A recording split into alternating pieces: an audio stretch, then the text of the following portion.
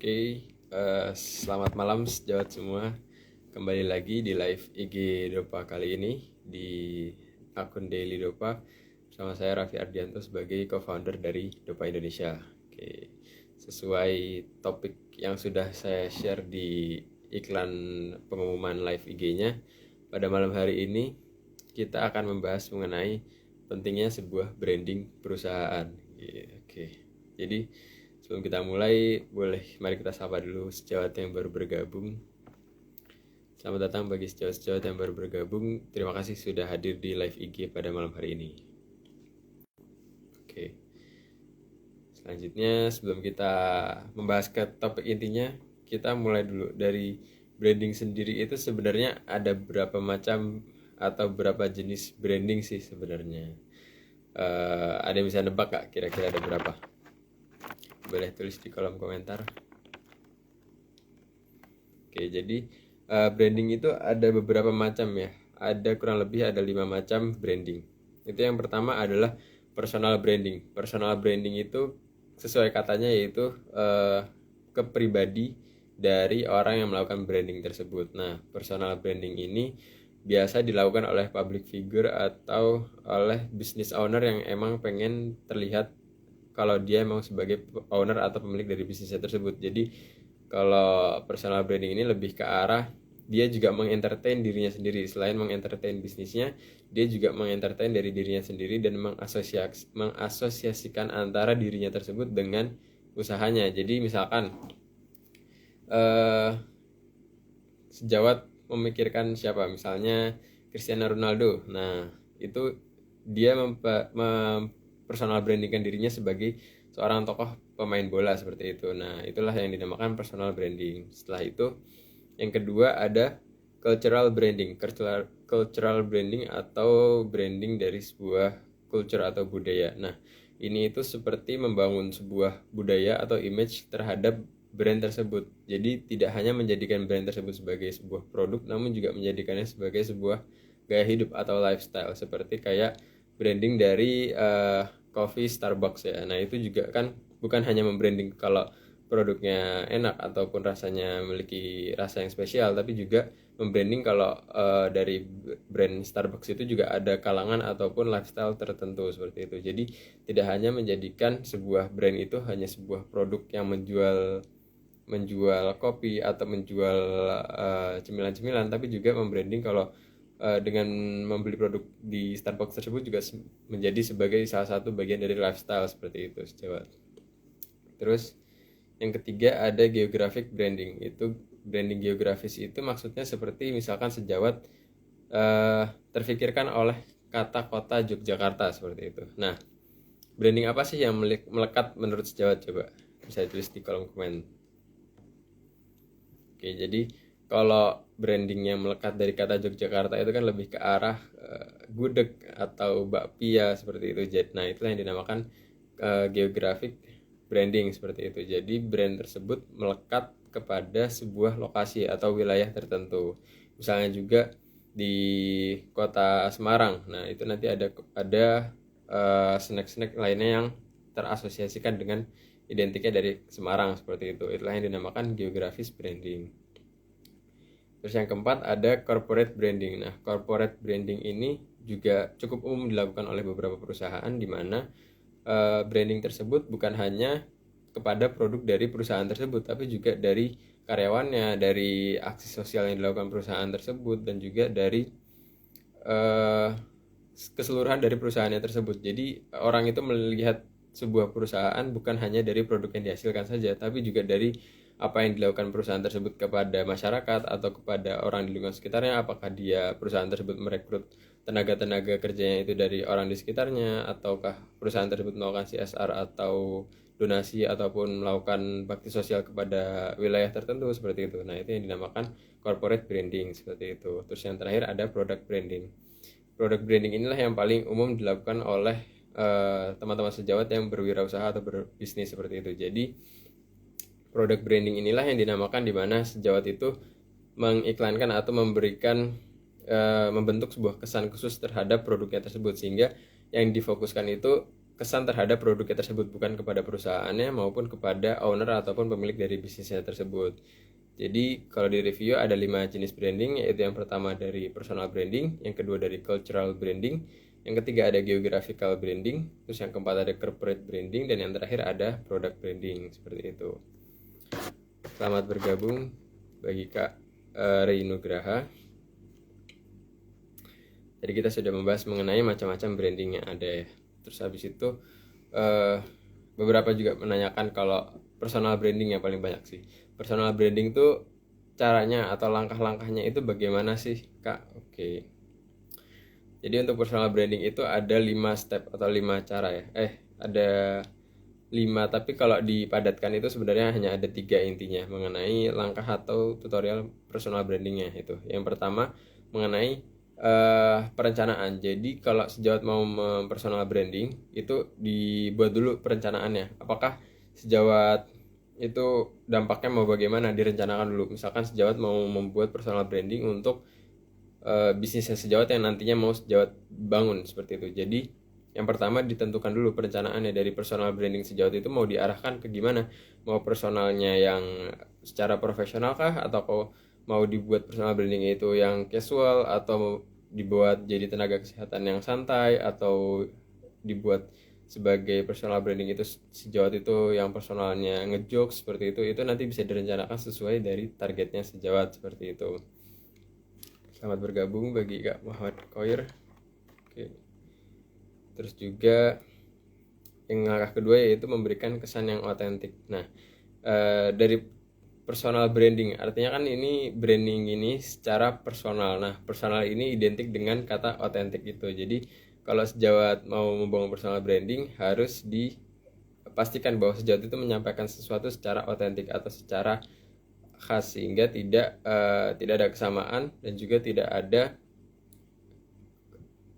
orang ataupun pihak lain yang memiliki kesamaan dengan brand yang sejawat bangun ini, sehingga setiap orang teringat mengenai sesuatu. Misalkan orang teringat mengenai influencer yang sering mempop up mengenai masalah lifestyle mahasiswa kedokteran, seperti itu. Nah, itu sejawat pastikan bahwa hanya sejawat lah yang teringat oleh orang-orang yang memikirkan topik tersebut. Itu artinya sejawat sudah berhasil membangun personal branding yang otentik, seperti itu. Terus yang ketiga yaitu komitmen terhadap perencanaannya. Nah, tadi kan sudah membangun mengenai perencanaannya. Nah, di sini fokusnya itu lebih ke komitmen terhadap perencanaan yang sudah sejawat buat. Jadi sejawat itu dalam membangun perencanaannya bukan hanya sekedar merencanakan di awal saja, tapi sejawat juga secara konsisten melakukan atau menjalankan dari personal branding yang sudah sejawat rencanakan tersebut, seperti itu.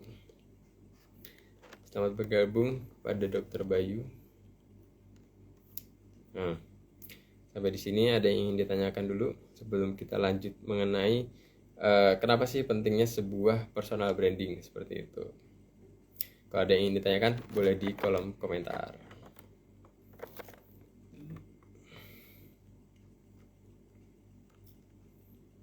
Baik. Jika tidak ada yang ingin ditanyakan, kita lanjut dulu ya di mengenai ke corporate branding atau branding dari sebuah perusahaan tersebut. Jadi beberapa waktu belakang ini saya sedang membaca buku mengenai social media success for every brand. Jadi di buku ini membahas mengenai branding dari sebuah perusahaan melalui sosial media. Tapi yang kali ini saya pop up bukan hanya melalui sosial media, tapi ke branding perusahaan itu secara umum, seperti itu. Jadi buku ini ditulis sama Claire Diaz Ortiz, yaitu seorang karyawan Twitter awalnya, tapi sekarang sudah menjadi penasihat inovasi dan juga pembicara serta investor di sebuah startup. Nah, beliau ini dinobatkan sebagai 100 orang paling kreatif menurut Fast Company, seperti itu. Nah, Claire ini awalnya dia bisa viral itu gara-gara dia menyiarkan secara langsung proses persalinannya di Twitter, seperti itu. Jadi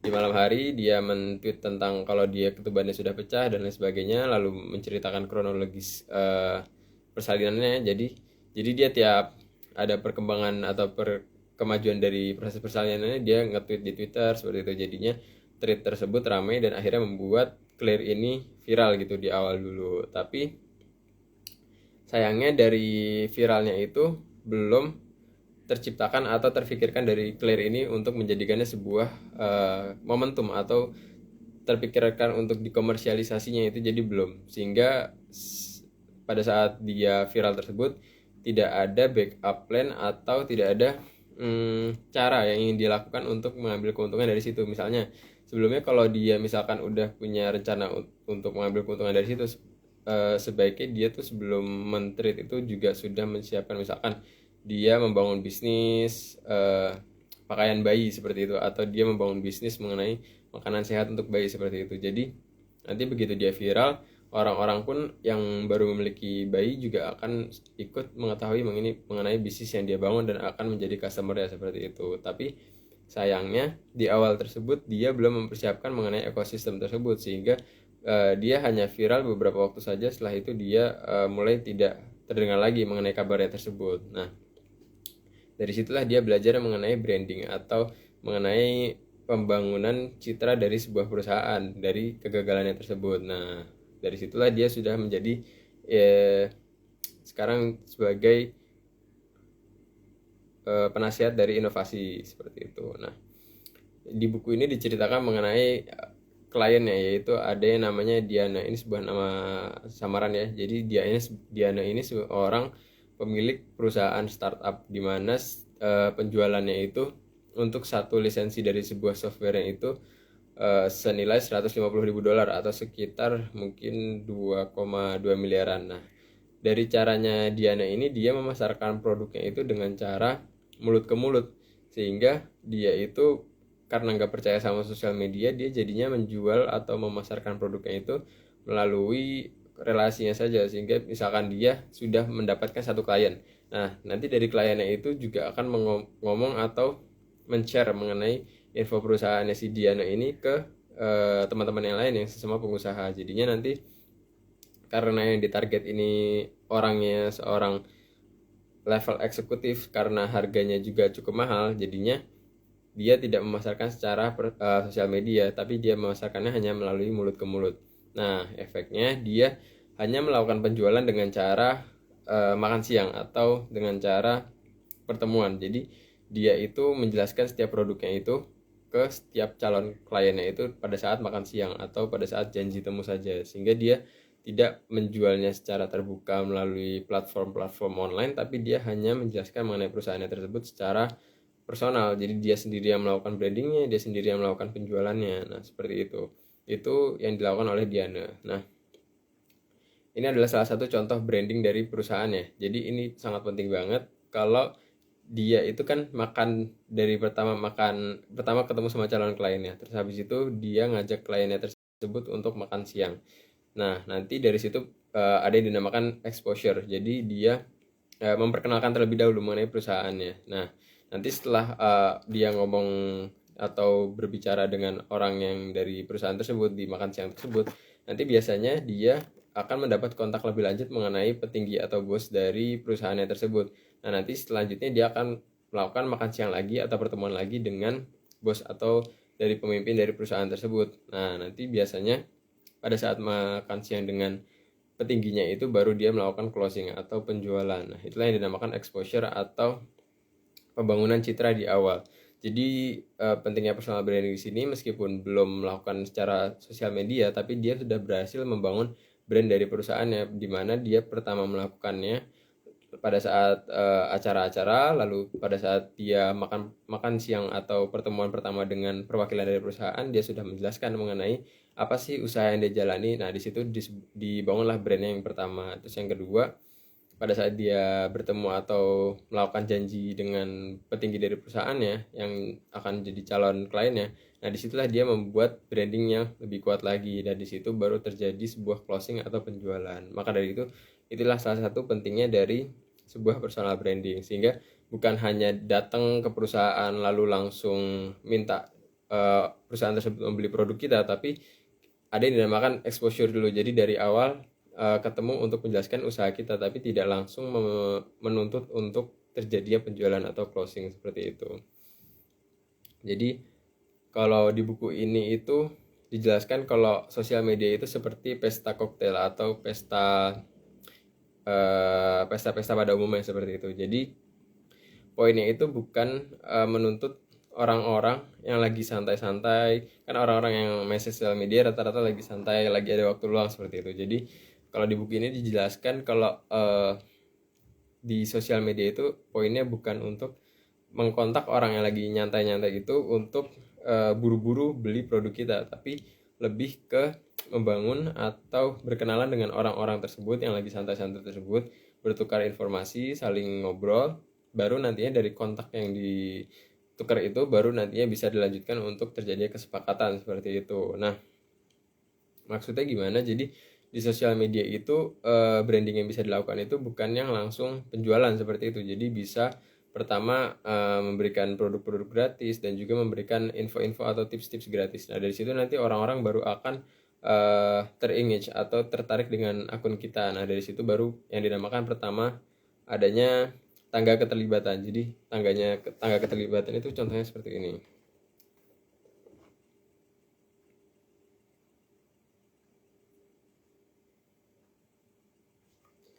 Nah, di tangga keterlibatan itu contohnya seperti ini. Nah, ini pertama kan ada yang namanya mengikuti media sosial, terus habis itu terlibat di media sosial, selanjutnya mengklik tautan dan bergabung dengan medianya, selanjutnya itu baru membuat pembelian pertama dan menjadi konsumen yang reguler seperti itu. Jadi kalau di buku ini dijelaskan, jadi pertama itu sejawat nggak langsung melakukan penjualan, tapi dengan melakukan ketertarikan dulu. Jadi calon pelanggannya itu pertama ngefollow dulu. Nah, kalau udah ngefollow, lihat konten, habis itu dia baru mulai mendaftar ke produk gratisnya. Nah, dari produk gratis itu barulah nanti mendaftar ke langganan-langganannya dan nantinya baru membeli produk seperti itu. Nah, kalau udah beli produk baru nanti menjadi pelanggan yang reguler. Tapi kalau udah naik ke tahap yang selanjutnya, misalkan customer sejawat sudah membeli produk, itu jangan sampai sejawat juga melepas atau memutus kontak dengan customer tersebut secara sosial media ya. Karena biasanya kalau langsung diputus kontak, nanti dia udah ngerasa nggak mendapat manfaat lagi dari sejawat, nah nanti customer itu tidak akan melakukan pembelian ulang atau tidak akan kunjungan kembali gitu ke usahanya sejawat. Misalkan usahanya dalam bentuk jasa seperti itu. Jadi selalu di manage sehingga sejawat-sejawat kalau sudah melakukan penjualan atau mendapatkan customer itu tetap di manage supaya customer itu bisa balik lagi di kemudian hari dan tetap merasakan adanya manfaat dari sejawat seperti itu. Nah, karena kalau sudah putus kontaknya itu akan sangat sulit mendapatkan kepercayaan dari customer itu lagi untuk membeli produk lagi di sejawat seperti itu. Nah, itu kalau ceritanya sejawat membangun usahanya itu atau perusahaannya dari awal ya. Tapi kalau sejawat itu misalnya seorang public figure atau sejawat memiliki kerabat yang ingin dijadikan sebagai branding dari perusahaannya, itu nanti ada beberapa langkah tangga yang bisa bisa dilewati seperti itu. Karena mungkin kalau sejawat itu public figure atau tokoh-tokoh atau perusahaan yang sejawat bangun itu sudah terkenal, itu kan otomatis target-target dari audiensnya itu sudah memfollow atau sudah mengetahui mengenai usaha sejawat. Jadi sejawat tidak perlu repot-repot lagi untuk membangun dari awal atau dari tangga yang paling bawah tadi, tapi bisa langsung lanjut ke arah yang produk gratis maupun yang berlangganan. Nah, nanti dari situ baru terjadi closing atau penjualan. Tapi tetap saja tidak boleh ke poin pertama tadi, tidak boleh merusak hubungan dengan customer sejawat tersebut, karena kalau sudah dirusak maka akan sangat sulit lagi untuk membangun branding dari perusahaan sejawat itu kepada customernya itu. Jadi kalau udah diputus tangganya, nanti akan sangat sulit bagi sejawat melakukan membentuk sebuah ekosistem atau membuat orang tersebut itu membeli produk lagi di sejawat seperti itu. Nah, itulah rangkuman dari buku ini, kurang lebih kayak gitu. Jadi kesimpulannya yaitu personal branding itu sangat penting, karena kalau nggak ada personal branding itu nanti akan sangat sulit bagi sejawat meyakinkan calon-calon pembeli sejawat. Dan ibaratnya di pesta koktail tadi, kalau sejawat datang itu ke sosial media itu bukan hanya langsung menuntut customer untuk langsung beli saja, tapi juga begitu datang ke sosial media itu jadikan akun sejawat itu sebuah akun yang menarik attention atau menarik perhatian dari calon customer sejawat. Nah, dengan begitu nanti orang tersebutlah yang akan pertama nge-approach sejawat terlebih dahulu, sehingga sejawat tidak perlu mengkontak mereka secara satu persatu, namun mereka yang akan mengkontak sejawat karena mereka merasa ada poin atau ada keuntungan yang mereka dapatkan dari akun sejawat, sehingga mereka yang akan mendatangi sejawat seperti itu. Sehingga itulah pentingnya sebuah branding. Kalau perusahaan sejawat sudah berhasil di branding dengan baik, maka nanti customer sejawat lah yang akan mendatangi sejawat, karena dengan mendatangi sejawat dia merasa akan mendapatkan manfaat seperti itu. Dibandingkan kalau tidak ada brandingnya, nanti mereka juga akan mikir, ini usahanya apa sih, kayak aku nggak dapat keuntungan apa-apa dari usaha ini, jadi aku nggak perlu ngefollow atau nggak perlu ngikutin update dari perusahaan tersebut. Sedangkan kalau sejawat udah berhasil membranding perusahaan sejawat, dan juga apalagi kalau udah sampai tahap transformasi di mana sejawat menyampaikan mengenai keuntungan-keuntungan yang bisa didapatkan dari customer sejawat kalau membeli produk di sejawat, itu sudah berada di level yang berbeda lagi, sehingga customer akan lebih tertarik dan juga lebih teringage dengan sejawat dengan berhasilnya branding sejawat tersebut. Sehingga itulah kesimpulannya, yaitu sangat penting banget untuk membangun branding dari perusahaannya sejawat seperti itu. Sabar dulu bagi sejawat yang baru bergabung. Tapi kurang lebih seperti itu untuk topik yang kita bahas pada malam hari ini. Mohon maaf gak bisa terlalu lama untuk kali ini. Nah, bagi sejawat-sejawat yang baru bergabung nanti bisa menyaksikan record atau rekamannya di postingan feed dari Daily Dopa, dan juga bisa dilihat di YouTube juga, yaitu di akun Dokopreneur Academy Indonesia seperti itu. Terima kasih sekali lagi bagi sejawat yang sudah bergabung. Sampai jumpa.